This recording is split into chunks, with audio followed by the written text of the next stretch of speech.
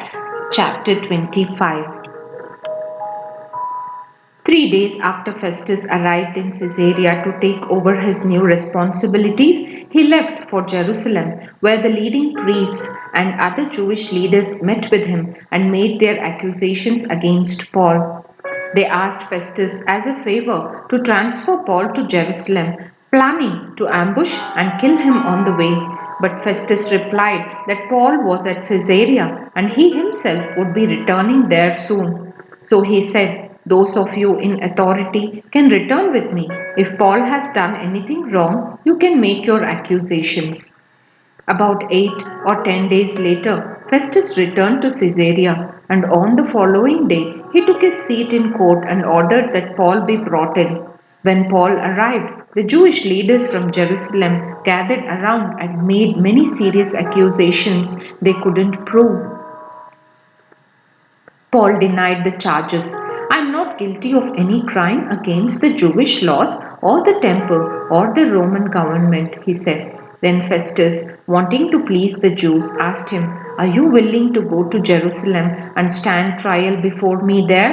But Paul replied, "No, this is the official Roman court, so I ought to be tried right here. You know very well I am not guilty of harming the Jews. If I have done something worthy of death, I don't refuse to die. But if I am innocent, no one has a right to turn me over to these men to kill me. I appeal to Caesar." Festus conferred with his advisers and then replied, "Very well, you have appealed to Caesar, and to Caesar you will go." A few days later, King Agrippa arrived with his sister Bernice to pay their respects to Festus. During their stay of several days, Festus discussed Paul's case with the king. "There is a prisoner here," he told him, "whose case was left for me by Felix.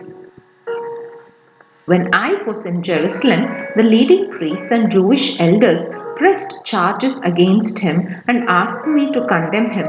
I pointed out to them that Roman law does not convict people without a trial. They must be given an opportunity to confront their accusers and defend themselves. When this accuser came there for the trial, I didn't delay. I called the case the very next day and ordered Paul brought in.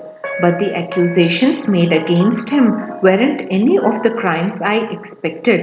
Instead, it was something about their religion and a dead man named Jesus, who Paul insists is alive. I was at a loss to know how to investigate these things, so I asked him whether he would be willing to stand trial on these charges in Jerusalem. But Paul appealed to have his case decided by the emperor. So I ordered that he be held in custody until I could arrange to send him to Caesar." "I'd like to hear the man myself," Agrippa said, and Festus replied, "You will tomorrow." So the next day, Agrippa and Bernice arrived at the auditorium with great pomp, accompanied by military officers and prominent men of the city. Festus ordered that Paul be brought in. Then Festus said, "King Agrippa and all who are here, this is the man whose death is demanded by all the Jews, both here and in Jerusalem. But in my opinion, he has done nothing deserving death.